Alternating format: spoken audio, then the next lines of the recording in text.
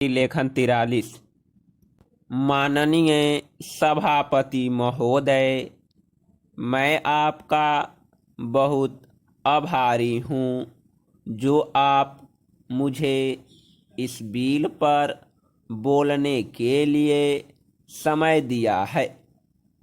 यह जो बिल सहकारिता समिति को एक समिति में भेजने का निश्चय किया गया है, जिस पर कल से बहस हो रही है, उस पर मैं आपके आदेश से कुछ कहना चाहता हूँ।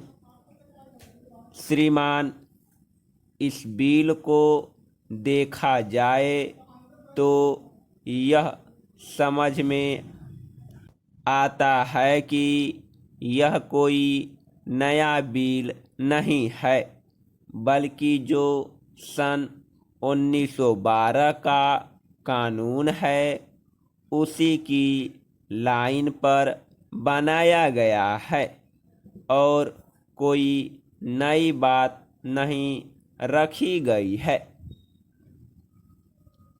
श्रीमान, इसमें सहकारी खेती की बात रखी गई है। अगर यह कहा जाए कि यह कोई नई बात नहीं है तो गलत नहीं होगा। जहाँ तक सहकारी खेती का संबंध है तो उसकी तरफ जनता और विशेषकर किसानों का बिल्कुल कोई झुकाव नहीं है और उनका झुकाव न होने के कारण उन्होंने उसे उस सीमा तक नहीं अपनाया जितनी सरकार को आशा थी।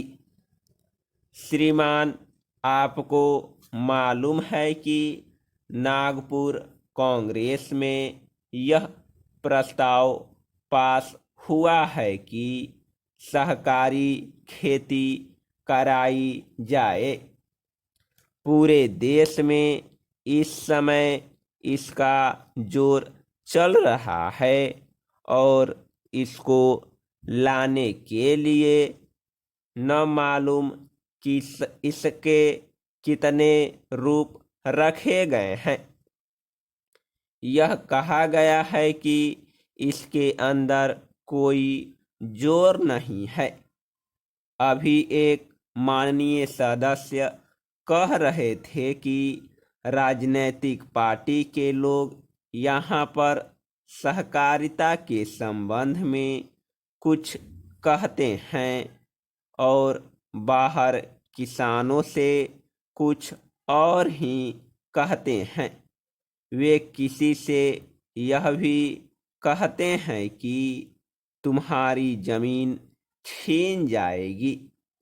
मैं यह निवेदन करना चाहता हूँ कि यह जो कहा गया है और किसानों के अंदर जो भावना पैदा होती है वह इस बिल से साफ स्पष्ट होती है कि वह गलत भावना नहीं है।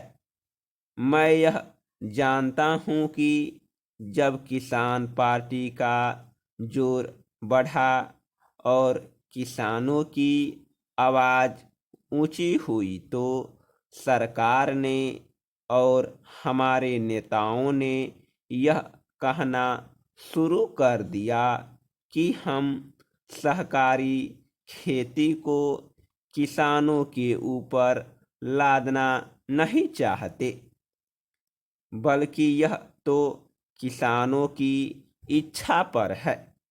लेकिन इसके साथ ही साथ एक बात मैं पहले भी निवेदन कर चुका हूँ और फिर भी निवेदन करना चाहता हूँ कि नेताओं का अपना विचार होना चाहिए।